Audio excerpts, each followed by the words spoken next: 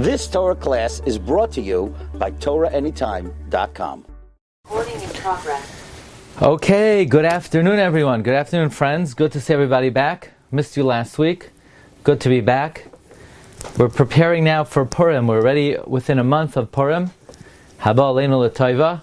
So we're very excited to have a shir today on the subject of Purim. Bruchim Habaim to the Kollel Agar de Pirka, Monday afternoon national shir.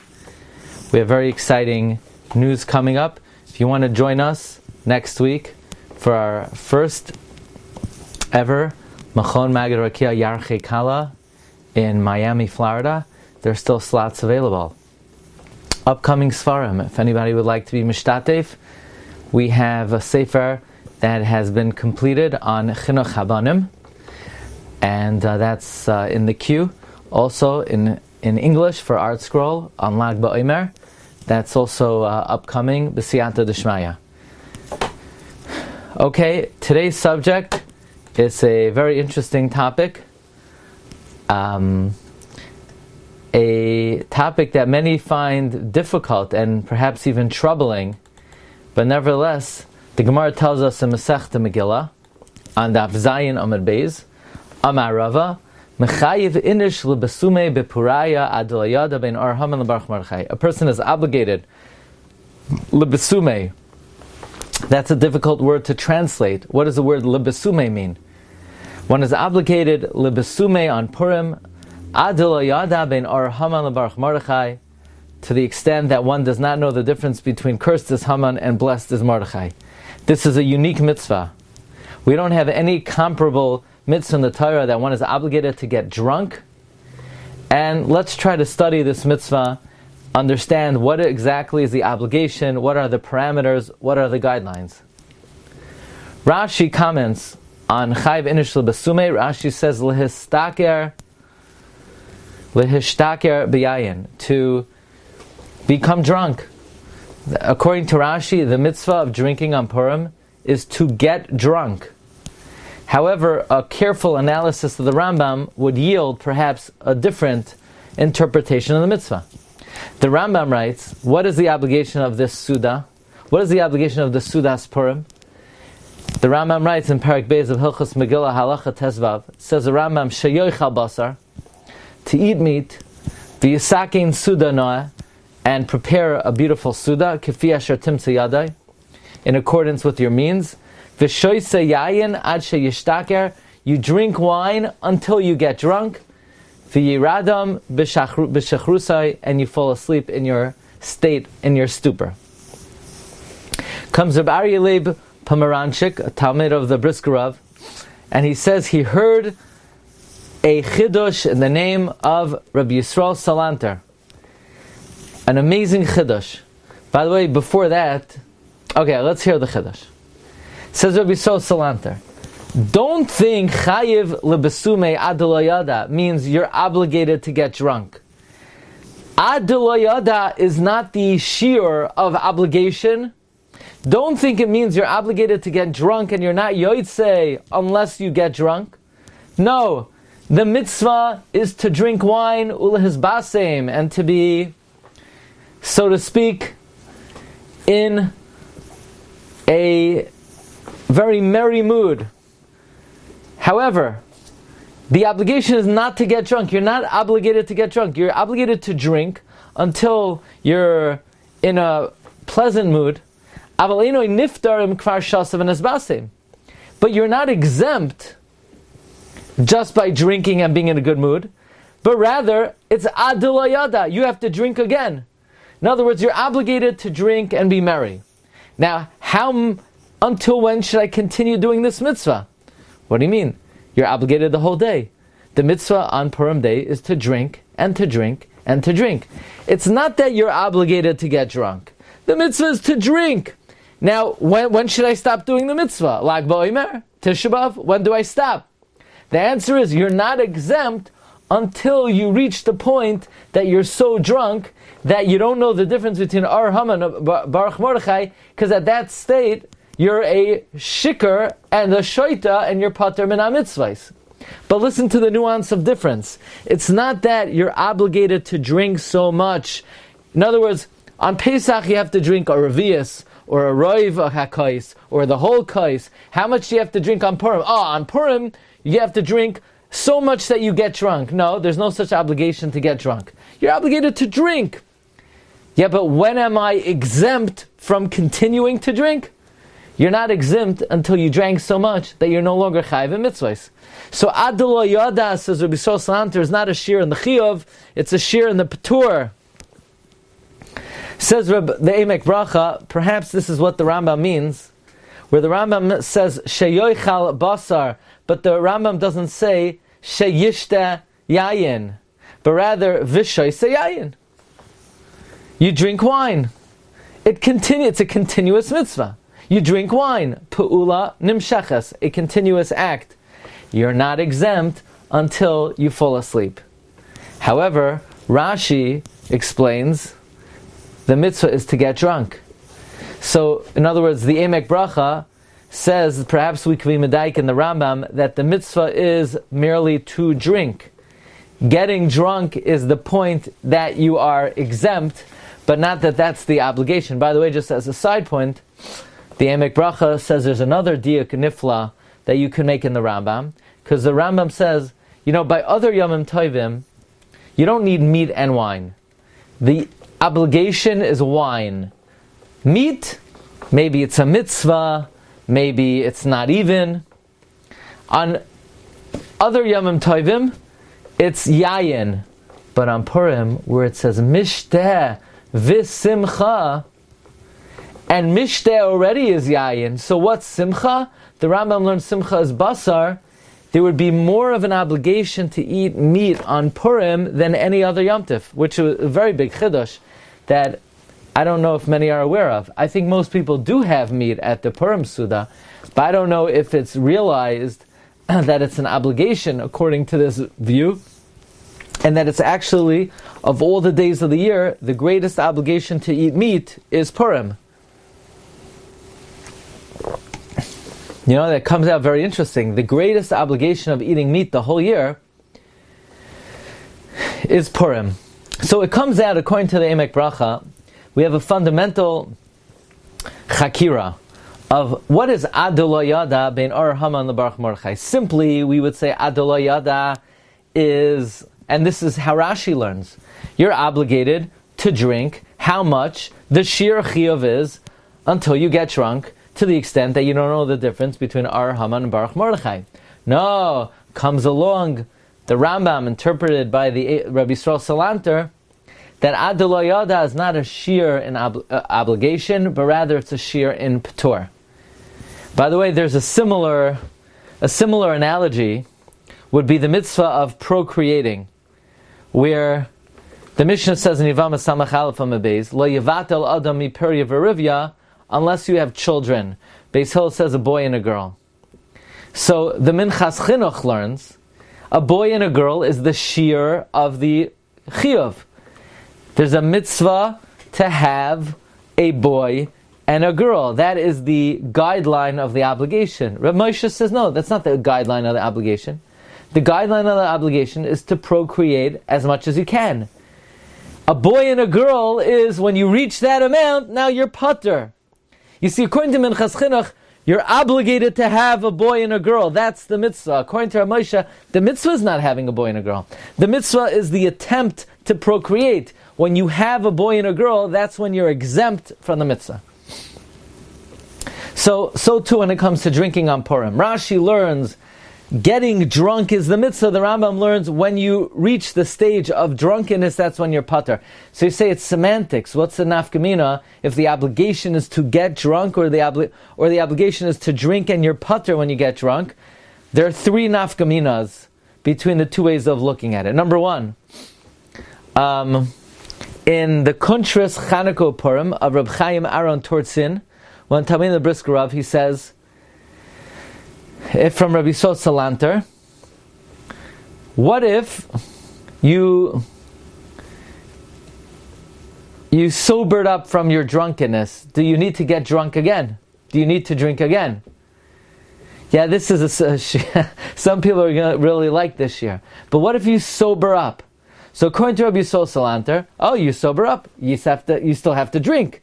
There's no mitzvah to get drunk. The mitzvah is to drink, and it's continuous. You're only exempt when you're drunk. But if you're no longer drunk, you would have to drink again. But according to Rashi, you don't have to drink again. I did the mitzvah. The mitzvah is getting drunk. I already got drunk. So now I'm sober. So what? I don't have to drink more. Another nafkamina. This is brought from Rav Chanoi Chenuch Karlinstein. It's brought in the Sefer Kemoitze Shalom Rav. He says, is it better to drink higher alcoholic content wine, or is it perhaps better to drink lower alcoholic content wine? So according to Rashi, the mitzvah is to get drunk. So the higher the alcoholic content, the quicker you're going to get drunk. Zrizim makdimim lemitzvahs. If you could drink rubbing alcohol, that would be the best thing to do. No, just joking. But if you could drink the highest alcoholic content, the wine that will make you a shikar the quickest, technically according to Rashi, you could make the case that's preferable. But according to the Rambam, the mitzvah is drinking. Getting drunk is when you're exempt. So adarabba, you should drink, matok kal, which is, 3%. This way, you could drink throughout the day, and you never reach the stage that you're exempt from the mitzvah. A third nafkamina I found in the Sefer Toldos Yitzchak. This was a Sefer that was put together by Rabbi Yitzi Olbaum, I think for his wedding, and it was hanging around Rabbi Olbaum's shul years ago. And I saw another nafkamina in this Sefer, that if, let's say you're drunk, would there be any inyan to go take a walk, drink water, cool off, and sober up? According to Rashi, the mitzvah is getting drunk. Why would you remove yourself from being in the state that you fulfill the mitzvah? But according to the Rambam, being drunk is when you're not chayiv in the mitzvah. So maybe if you could remove yourself from a state of p'tor, maybe you should do so. But let's analyze this mitzvah further. Because the Gemara continues, after the Gemara says that Rava says a person is obligated, lebesume bepuraya adolayada, says the Gemara a story. Rabba v'Rabbi Zera avdu sudas from hadadadi. Rabba and Rab Zera, they made a Purim suda together. Ibsam, they got drunk. Come Rabba v'shachte Rab Zera. Rabba slaughtered Rab Zera, literally. Lebachar, next day Rabba sobered up.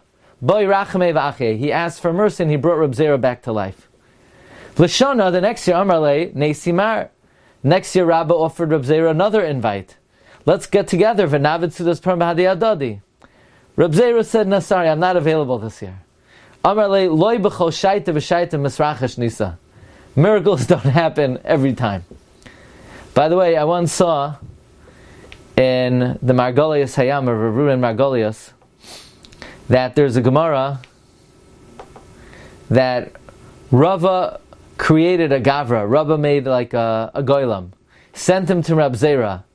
They were talking, and Rab Zera spoke to the Goylam didn't answer. And Rab Zera said, you're a Goylam, return to the dust. Question, why did Rabba send the Goylam to Rab Zera? So the Margolius Hayam says that Rab Zera said not every year a miracle would happen. So Rabba wanted to show him, no, every year I could make a miracle. That wasn't a one-time occurrence. You have nothing to worry about. I could always make a Goylam. I could always bring back to life. Maybe Rab Zera felt, that's very nice, Rabbi, you can make a Goylam. I would prefer not to come back as a Goylam, But why does the Gemara bring this story? After the Gemara says the teaching of Rava, that Chayiv inish lebasume bepuraya, the Gemara brings this story that Rabba killed Rab Zera. So the Rif actually codifies the teaching of Rava lahalacha, that indeed, lahalacha Chayiv inish lebasume bepuraya adalayada ben Arham and lebarch Mordechai. But the Ran brings from Rabbeinu Ephraim that lahalacha you don't have to drink on Purim. Why? Because the fact that the Gemara then says a story that Rabba killed Rab Zera, what the Gemara's intention is to push off the teaching of Rava and to say, you know what? Look, it's too dangerous. This is not an acceptable halacha. The fact that the Gemara brings immediately the mortal danger that could come from excessive drinking, the Gemara's intention is to dismiss the teaching of Rabbah. Sort of, it's a Maisa Listar. So according to the Ran, lahalacha, you don't have to drink on Purim. However, the Rishonim do codify the teaching of Rabbah. The Rambam, the Tur, the Shulchan Aruch, they all bring Rava's teaching of Chai v'Nishla B'Sumei. So now the question is, so why does the Gemara bring this story? And furthermore, doesn't this story indicate that this is really a bad idea? So there's an amazing Chassam Sofer. The Gemara in Shabbos on Daf Kuf Nun Vav says that if somebody is born in Mazel Madim, they will be a bloodshedder. Rav Ashi says either a bloodletter, or a ganav, or a butcher, or a mayal. Rabba said, I'm born in Mazel Madim, and nothing happened to me. So Abayi says, what do you mean? Something does happen to you. You kill people. There's a question, what does that mean? He kills people. Maybe Rabbanim sometimes, because they teach publicly, if somebody asks a question, they could inadvertently cause embarrassment to somebody. Says Chassam Sofer, from this Gemara, we now have a way to deal with all the Rishonim that codify Rava's teaching that indeed you should get drunk on Purim, despite the fact that the Gemara concludes with a story that seems to indicate the terrible dangers that come from excessive drinking. And that is, Chassam Sofer says, the fact that Rabbah killed Reb Zera does not in any way indicate that it's too dangerous to drink. Why? Because the Gemara says at the end of Shabbos that if somebody is born under Mazel Madim, there will be some type of murderer. And Rabbah says, what do you mean? I'm born in Mazel Madim. And Abai said, you also kill. What was Abai referring to?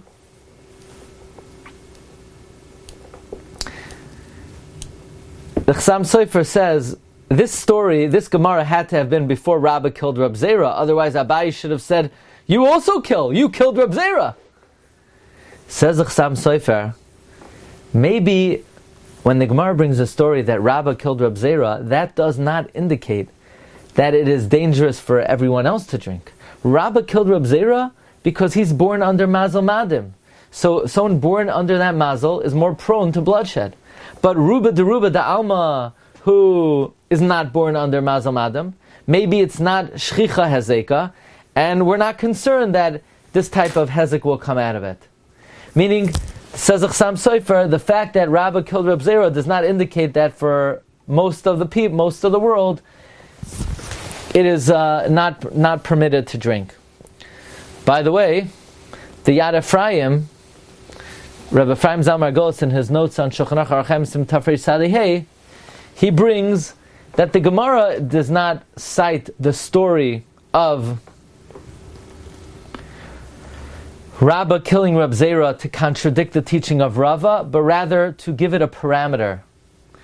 It's to show that even though Rava said you should drink so much ad lo yada, but actually don't drink that so much. Says Rabbi Ephraim Zalman Margos, I had a dream that the main mitzvah of drinking on Purim is to be immersed in joy. And you're so girded with the joy of Hashem. So you give gratitude to Hashem for the miracle. And this is what it means, Chayiv Adam Lebesume Bepuraya Ad Lo Yada. What does it mean, Ad Lo Yada? Ad, but V'loy Ad Bechlal. When it says Ad Lo Yada, it means drink so much until, but not reaching the point where you lose your mental faculties. Ad Lo Yada means it doesn't mean drink until you get to that point. Ad v'loy ad bechlal, but don't reach that point. The reason the Gemara brings the story that Rabbah killed Reb Zera is to teach that ad lo yada is you should never reach that point. That point is already over the edge. But in general, it's very difficult to say that Rabbah became so drunk that he came to Ritzicha, which is one of the 3 cardinal sins. Anyone who's ever been in the vicinity of a great person on Purim who drank something significant knows that the tzaddik or the Talmid Chacham, the extra drinking elevates the Talmid Chacham, brings him to Deveikus Hashem. It's very hard to imagine that one of the Gedolei Olam, let alone Rabbah, would come to such a stumbling block. So how could we say that Rabbah actually shechted Reb Zera? So the Mefarshim struggle to try to interpret, what does it mean, Kam Rabbah v'shachta l'Reb Zera? The Meiri says that what the Gemara means is shachte, it's a lashon of schita. It means he squeezed him, he crushed him. Doesn't mean he killed him. And va'achye doesn't mean he brought him back to life. Va'achye is he healed him. But he didn't actually kill him. Similar to this, the Marsha says that shachte can mean he slaughtered him. But we know that drinking wine is connected to the throat. Like Chazal say, if you want to pour libations on the Mizbeach, fill up the throats of Tamei Chacham with wine. So shachte means he gave him a lot to drink. Rabbah gave Reb Zera a lot to drink. And when it says the achye, it means Reb Zera was in somewhat of a compromised situation, and he davened that he should not become ill from his excessive drinking. By the way, Rabbi Yaakov Emden in his notes on Shas also writes, you can't say he actually shechted him, but rather Rabbi Yaakov Emden interprets that Reb Zera was so happy that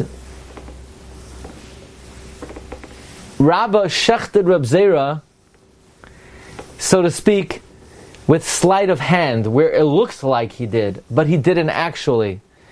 And he did it as like a play, to create some simcha. It was like an act. And Reb Zera actually himself got so scared that he fainted. So Rabbah had to revive him, but not Chas v'Shalom, he didn't shecht him. Now the Ben Ish Chai and the Ben Yehoyada reveals the Kabbalistic interpretation of this Gemara. What does it mean, Kam Rabbah v'shachta Reb Zera?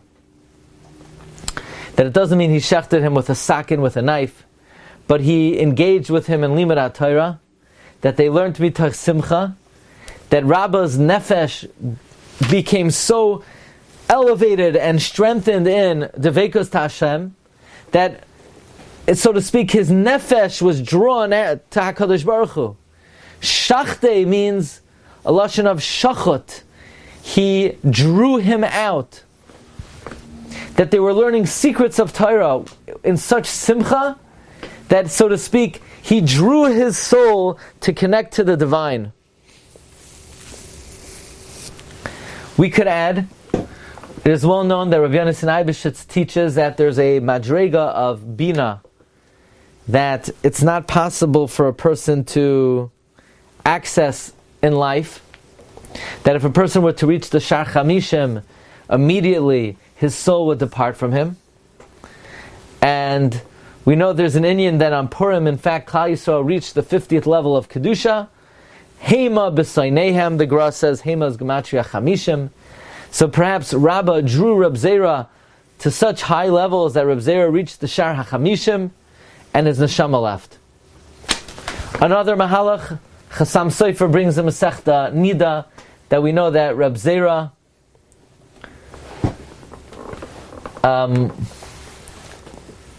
would never laugh. The Gemara Nida says that Reb Yirmiyah would try to bring Reb Zera to laughter, and he would never laugh. The Gemara says in Nida Chaf Gimel. Rashi explains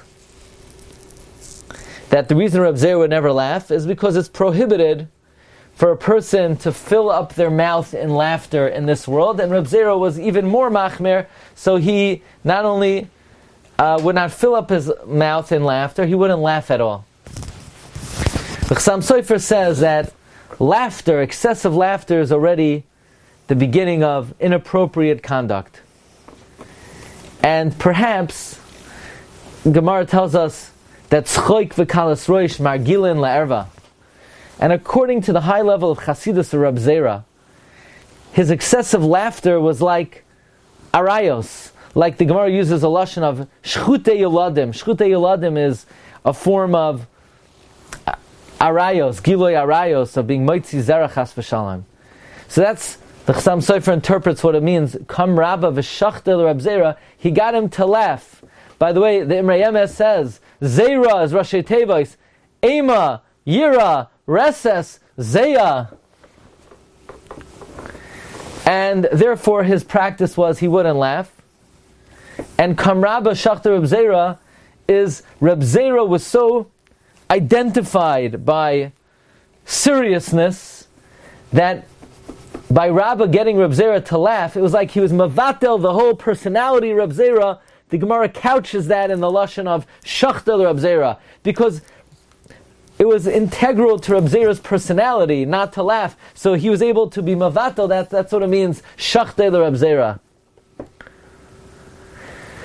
By the way, Rav Shlomo Zalman Auerbach says maybe it means shachtel Reb Zera is he maybe embarrassed Reb Zera to some extent, and busha is avak retzicha, so it doesn't mean he shechted him, he was mavayish him, and halbanas panim is me'ein retzicha. So Marv Rabbeisai, I want to share with you halacha l'maisa, how does one fulfill drinking on Purim? The Meiri says that indeed we are not commanded to get drunk on Purim or to act in a degrading way.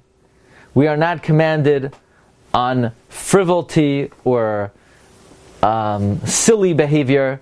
It's a simcha of enjoyment, that from it we should reach Avas Hashem. So if somebody's just silly or low on Purim, this is not a Kiyum HaMitzvah at all.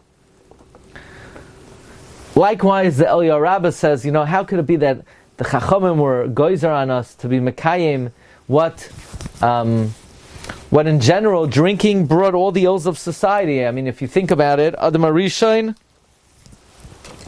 he brought death to the world through wine, and think about what Noach did.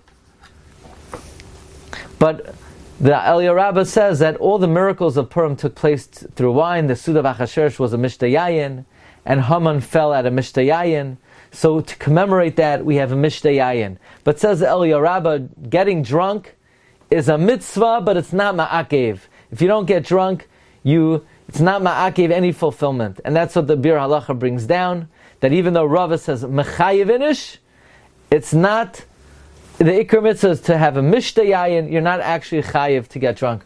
By the way, I will say the Masa Hashem of Rabbi Elazar Ashkenazi brings the idea of getting drunk on Purim was enacted in the aftermath of the Churban, and the people were so depressed and despondent. How could we rejoice? Eich nashir ashir Hashem alad mas nechar. So for a short bit, they needed to help us forget the Churban Beis Hamikdash. So they enacted that in order to focus on the Simcha, we need to forget a little bit about Churban Beis Hamikdash. So really what they were getting at was Chayiv Inish B'Sumei B'Puraya Ad Lo Yada Me Churban. But it would have been sacrilegious to say those words. How could you say that you're going to forget about the Churban? So they couched it in the verbiage Ad Lo Yada Bein Ar Haman LeBaruch Mordechai. There's another idea of drinking on Purim brought by the Seder Hayom, a Talmud of the Arizal, that the reason to drink on Purim is that after Haman made the decree to annihilate the Jewish people, that's a looming decree. So every year we, so to speak, drink until we're mamish, lose our capacity and lose our faculties, and in a way it's like we're dead, and Haman's decree is fulfilled that way, and therefore we're able to save ourselves. But according to that, it would be an actual... You won't get away with drinking, 2 ounces of wine. But halacha l'maisa, the Chayei Adam brings somebody who knows that if they're going to get drunk on Purim, they're not going to be careful in the Netilas Yadayim. They're not going to say Berachas Hamazon b'kavana. They're not going to daven mincha or marav properly. You're not allowed to get drunk. So while it may be a mitzvah, it doesn't push off any other mitzvah. And therefore, Rav Shlomo Zalman Paskins, his brother Halicha Shlomo, that if a parent tells his child he cannot get drunk on Purim, the child has to listen. Even though when it comes to any other mitzvah or even halacha midrabanan, child does not have to listen. Because getting drunk is not an outright obligation.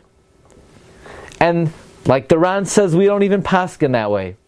And even though the Rambam and the Shulchan Aruch bring it down, but the Eliyah Rabbah says it's not ma'akev. And the Meiri interprets it just to drink more than usual. And the Chai Adam says that if it's going to cause any diminution and fulfillment of any mitzvah, you're not allowed to do it. So a child would have to listen to a parent. But Lamaisa, doesn't the halacha say chayiv inish lebesume adil yada? So how do you interpret adil yada? So as you know, there are many interpretations of adil yada. The Magen Avram says that the gematria of Ar Haman is the same as Baruch Mordechai, and if you drink enough that you can't calculate how it comes out to the same gematria, then you've already drank enough. Most people I know can't even figure it out if they drink apple juice, so they would be exempt even before they got started. Or the Taz interprets it, Chayiv inish lebesume adil yada, where there were two miraculous benefits of Purim. A, the fall of Haman. Haman was killed, he was hanging. And B, the ascendancy of Mordechai. And which one of those two miracles was greater? It's a close call. How to exactly evaluate which one of those two benefits is greater. Once you've drank enough that you can't really distinguish between what was better for the Jews, the fall of Haman or the rise of Mordechai, you've already fulfilled your obligation. Halacha l'maisa, the Rama writes, Siman Tafrei Tzadi Hey Sif Beis, you don't have to get so drunk, adol yada. Drink a little bit more than you're accustomed to. Sleep a little bit. When you're sleeping, you don't know the difference between Ar Haman and Baruch Mordechai. And the Mishnah Berurah is machriya from the Prima Gadim like the Ramah. And the Mishnah Berurah says, V'chein roi lasois. That is the ideal way to fulfill the mitzvah. Drink a little bit more than usual. Put your head down. Take a few minute nap. And you're mekayim the mitzvah l'chatchila. Now if you want to know how great people accorded themselves on Purim, I'll share with you what Yaakov Yechiel Weinberg, the Sridei Eish, brings, describing a Purim in the vicinity, in the presence of Rav Naftali Amsterdam, from the Gedolei Talmidav of Rabbi Yisrael Salanter. Rav Naftali Amsterdam was a very organized person. He was a person who learned Musar for hours a day. But one day a year, he, so to speak, came out of his regular orderliness, and normally every moment was accounted for, and nothing could move Rabbi Naftali Amsterdam off of his regular schedule. However, Rabbi Naftali would spend the day of Purim engrossed in the mitzvah of Chayiv inish lebesume, and he would spice up his drinking with stories of tzaddikim, of Rabbi Yisrael Salanter and the Talmidei Rabbi Yisrael. And when the day was coming to an end, Rabbi Nosson Adler would get up from his chair, like in a split second, after drinking the whole day, he would snap out of his wine, and he would be a new person. He would be a completely different person. He would say, Purim is over. Now we're back to our regular Avodas Hashem. We have to sober up. Now we have to daven Mariv be'ema be'yira. We have to strengthen ourselves in our diligence and learning to make up for what we lost out on Purim. After the tefillah, he would sort of pardon himself. He would thank us for participating with him over Purim. He would go to his regular spot in the Beis Medrash. He would engross himself in deep learning with emotion and a noble spirit. And we were just transfixed in our place. We cannot believe the strength of character of this elder statesman of the Jewish people, where in a split moment he was able to transition from his Purim persona of joy and lightness to his avoida and limud. It was a very elevated experience, says Rabbi Weinberg, from Hoid Shebegvura, Gevuras Ruach Enosh, how a human being could be in such control of their faculties, emotions, desires, where they could turn on and off depending on the day of the year, from being in a state of Purim to be in a state that he was for the rest of the year.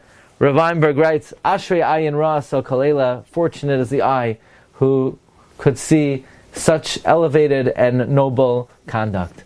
So these are some thoughts on Chayv Enish L'Besume, and in light of really the dangers of excessive drinking to one's health and the repercussions, here we have the Mishnah Berurah writes explicitly the proper way to do it is to drink a little bit more than usual, and if you want to make sure you reach the state of Adolayada, if you sleep a bit, you fulfill the mitzvah Bihidurai.